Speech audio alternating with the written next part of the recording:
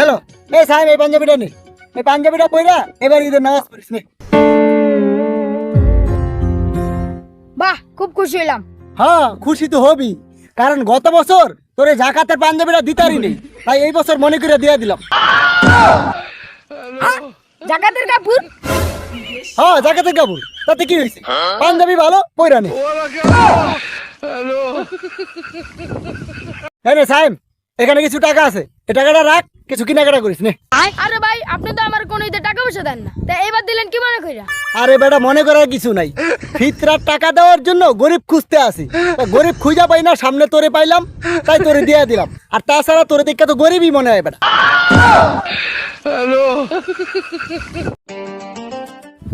আব্বা আব্বা, আজকে আমি মসজিদে গিয়ে ইফতারি করবো।